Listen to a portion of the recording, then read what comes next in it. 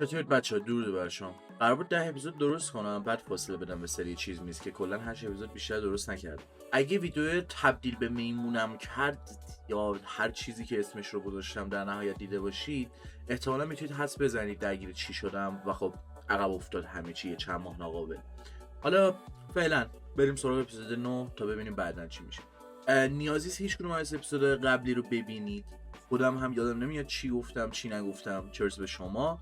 و از طریق تیک زدن تو گوگل شیت مثلا میتونم بفهمم راجع به چی صحبت کردم یا نکردم. اولین چیزی که حالا توی این ویدیو میخواستم دست بذارم روش صحبت کنم کرکتر دیزاین برت از فاینال فانتزی 7. کرکتری که آرک خودش هم مثل نقشش داستان رو ساپورت میکنه. به عنوان معدنچی کار میکرده و میبینه مردمش چطور به بهونه استخراج انرژی و هر آنچه که هست در راستای تم اینوایرمنتالیست اثر هم قرار میگیره و اذیت میشن. و اساس ساده‌تر بخوام بگم تصمیم این کاراکتری که پلا تاثیر رو شروع میکنه که اوکی آوالانچی رو بزنیم، بریم فلان ساختمون رو منفجر کنیم و بین ببریم، طبیعت رو به حالت اصلی خودش برگردونیم. حالا یه همچی کلیتی داره و خب ریمیک هم شده دیگه. اثرهای قدیمی که کلا بحثشون جداست، ولی تو هر دو نسخه کرکتر دیزاین برات دوست داشتنی. اینطوری که یه کت داره، فاز ارتشی به خودش گرفته و یه دست که تبدیل به تفنگه و تبدیل به یه بخش مکانیکی ازش شده و تنها بخش مکانیکی که توی کل بدنش میشه دید. اما دور کمرش اون آهنهایی که انداخته باعث میشه این حس بده که انگار کلا یه بدن مکانیکی داره و با یه ربات انگار طرفیم که میشه تجزیهش کرد. یه نمای بیرونی سرسخت و خشن که اتفاقا به اون شخصیت سرسختش هم میخوره، شخصیتی که مثل یک عینک رو خودش گذاشته، الان جلوتر میگم، اما در کنارش اجازه میده اون بخش نازک دل خودش رو مخفی کنه. توی ریمیک یه چیزی که برام جالب بود، ریزه ولی خلاقانه است کاری که با دیزاینش میکنن، دقیقا همین عینکیه که میگم میزنه. یه عینک سیاه وقتی که نیاز خشن باشه و لیدر رادیکال آوالانچی، ولی به محض که عینک رو برمیداره دلگرم کننده ترین و انسانی ترین چشم بین کاراکترها رو داره که اکسپرشن صورتش هم جوریه که انگار در لحظه اون غم و مهربونی رو میشه توش دید و تلاشی که داره میکنه برای مخفی کردن احساساتش. البته این بخش آخر بیشتر کردیت این قضیه میره به انیماتورها، ولی یه چیز کاملا پیوسته است و جذابه که این اجازه رو میده اینطور کاراکتر نشون بده خودش رو که این خشونت رادیکال صرفا یک ابزار، یک پرسونا که میتونه مثل یک عینک بردارتش و کل وجودیتش نیست و به همین سادگی هم نمیشه تعریفش کرد. و آره این چیزیه که حالا توی برات چیز ریزیه، خواستم بهش اشاره کنم. کل کاراکتر دیزاین رو قرار نیست آنالیز کنم، این چیزا بمونه بعدن اگه ویدیو رو ندیدید. صرفا ممکنه چیز خیلی ریزی باشه تو حالا هر چیزی که باز ممکنه همون چیز هم ریز باشه.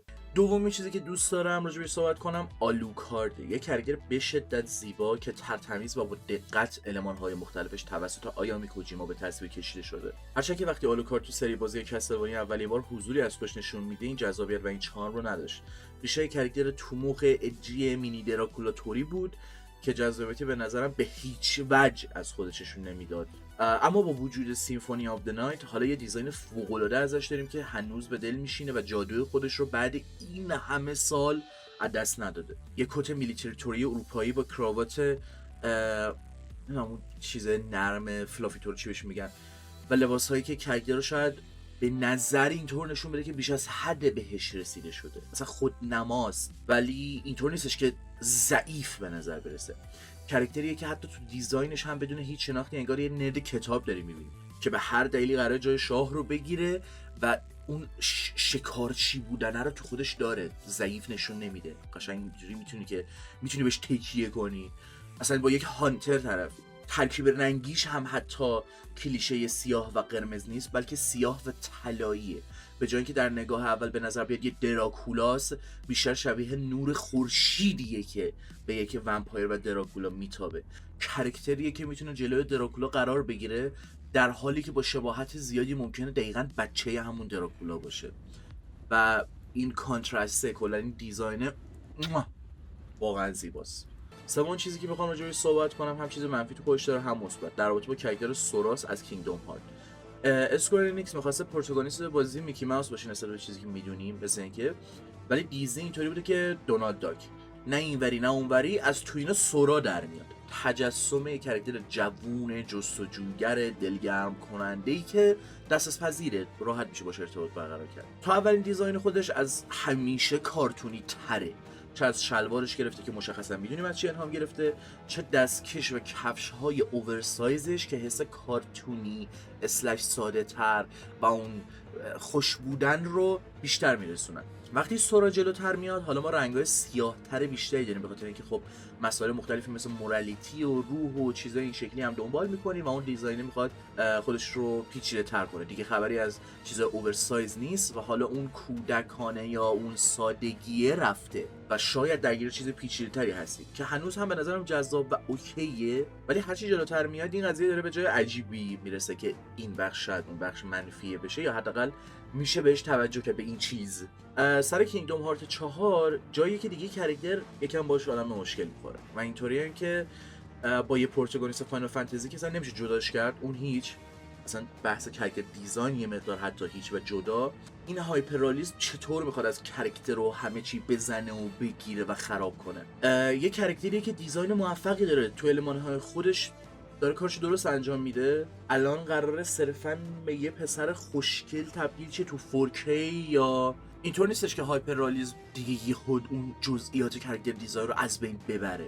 خب رئالیسم تو اثرهای مختلف تأثیر متفاوتی میذاره ولی در نهایت یک سری چیزا رو محدود میکنه یا کلا جلوشون رو میگیره و خب این چیز قابل توجهیه که خب الان همین یعنی قرار میدونید کلی از چارم یک سری چیزا از بین بره، هر چند که مطمئن نیستم از این بابت و این حرف که الان قرار بزنم، اما وقتی بازی میاد مثل اینکه قرار وقتی تو دنیاهای مختلفی قرار میگیره استایل عوض شه و به نسبت مسیری که طی میکنن استایل کاراکتر و کل دنیا میتونه هی تغییر پیدا کنه. حتی کاراکتر دیزاین و لباس و چیزای دیگه‌اش رو هم ممکنه خب تحت تاثیر قرار بده. حالا باید ببینیم چی میشه، ولی از اون چیزایی که باز هایپر ریالیسم داره، ببین چه چیز قشنگی از تو میگیره و این حرفا و قابل توجه و اینجور چیزا. چهارمین چیزی که قابل توجهه من نوشته بودم ازرل از لیگ آف لجند، عملا انیمه پروتاگونیست لیگ آف لجند که اصلا همچین چیزی که گفتم هم جزو همون ایده و کانسپت اولیش بوده وقتی که ساختنش. یه اوریج پسر انیمه شونن کاکیه که چقدر خوب بوده ایو، ولی حالا با آپدیت ها حداقل بهتره، چه گیم پلی و چه ظاهری. اما یه اسکین داره که من از روزی که اومده تا الان اینطوری هم که این بهترین اسکین ازرل و فوق العاده است.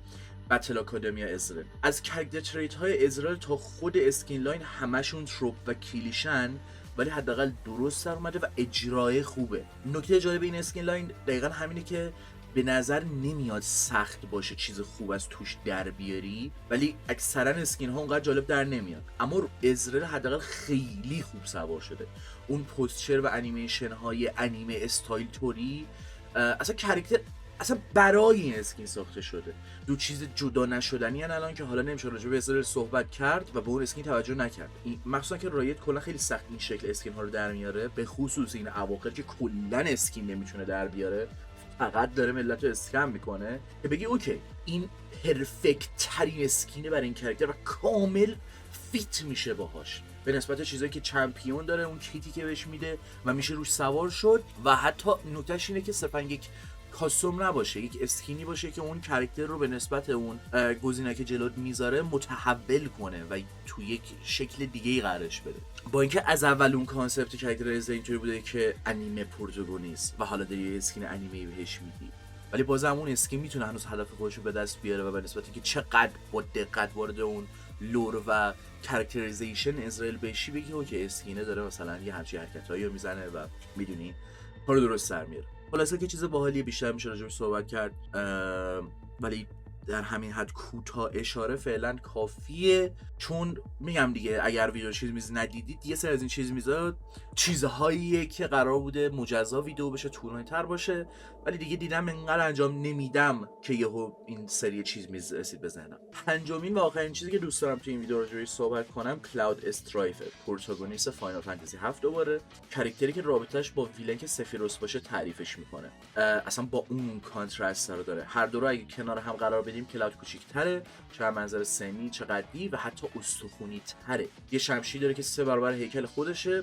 و هر تریپی که میزنه سمت سرسخت بودن میره به نظر، چه از کفش های گنده و فابریکش گرفته تا هر چیزی که اونو نزدیکتر میکنه ویژوالی به سرباز بودن و حتی لباس هایی که گنده تر نشونش میده. یعنی از اون شولدر دفنس میگن چی میگم، چه از اونی که میذاره چه اون شلوارش که گنده تر نشونش بده. همه چی باید سفت و محکم و تیز باشه، لبه های سرسخت، حتی مدل موهاش هم که جوجه تیغی کرده خودشو همین ایمپرشن رو از خودش میده. و کنار سفیروس که دوباره بذاریمش اصلا اون ظرافت رو نداره، حتی همون شمشیرش هم 20 کیلو تیکه آهنه تا اینکه یه شمشیر به نظر کارآمد بیاد که کند نیست.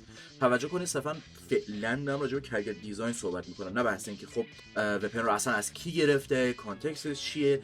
شما فرض کن این کانسپت آرت رو من گوشم جلوت و دارید فقط نسبت به این عکس داستانشو در میارید.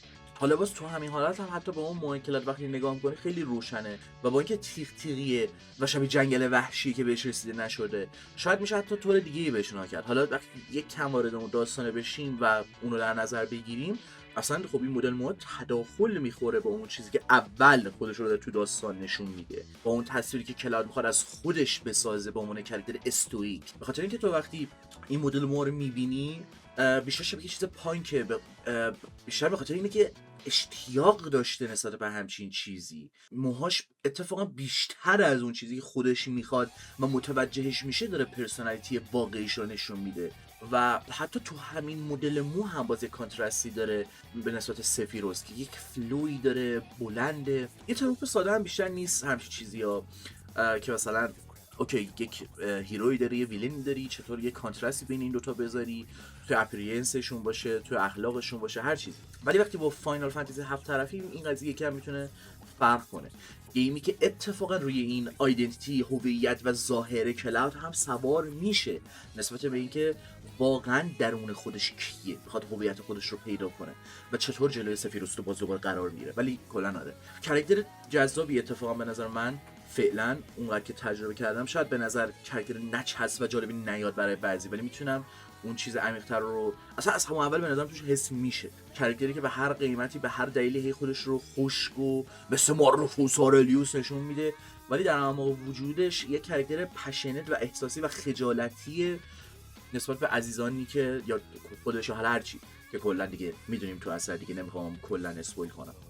میدونی کلا یه کاراکتری که میخواد ضعف خودش رو مخفی کنه، بعد نه تنها اون شمشیر بیش از حد براش گنده است، حتی برای خودش نیست که عملا یک ویژوال متافور واسه شخصیتش. اصلا پوزره، کلاود پوزره، یعنی اینجوریه که پشت 1000 تا چیز خودم رو مخفی کنم. اصلا به چه بهونه‌ای میدونی وقتی شما حالا داستان بازی رو قرار میگیری که سیستم این بازیه، این سربازه، این چه بدونم چیزها چطور تعریف شده، خیلی بیشتر برای کاراکتر باز میشه. ولی از اون طرف بازم هنوز میتونه کاراکتر جذابی نباشه، به خاطر اینکه کلاود کاراکتری که میشه بهش گفت حالت آن ریلایبل نریتور داره و حالا این دیگه جزئیاتیه که دیگه از کاراکتر دیزاین خارج میشه. ولی آیا به نسبت این چیزایی که گفتم حالا دوباره اگه برگردین این دیزاین رو ببینید میتونید همینا رو تو همین طراحیش ببینید تو که من همین طرحی که دارم دروغ میگم با چیزی که دارم بهتون نشون میدم. نمیتونی به من اعتماد کنی، اعتماد صد کنی. من هویتم چیز دیگه ایه، درونم چیز دیگه که شاید حتی خودم هم پیداش نکردم. کلا کاراکتر جذابیه کلاود استرایف برای من و دوستش دارم. و حالا باز بیشتر راجع به فاینال فانتزی و چیز میزه های مختلف صحبت خواهم کرد، ولی فعلا برای همین ویدیو کافیه. یک کامبکی زده باشین برای چیز میزها، چیز دیگه نمیمونه. امیدوارم که از ویدیو لذت برده باشید. چه چیزی هست که شما به خصوص لذت ببرید ازش، یا حتی اشاره کنید که من راجع بهش صحبت کنم، یا بین همین چیزی که اشاره کردم شما یه برداشت دیگه‌ای دارید یا یه چیز به خصوص دیگه‌ای هستش که خیلی خیلی خیلی خیلی بزرگتر کرده قضیه. همین، چیز دیگه نمیمونه. دمتون گرم و شب روزگار خوش تا اپیزودهای بعد.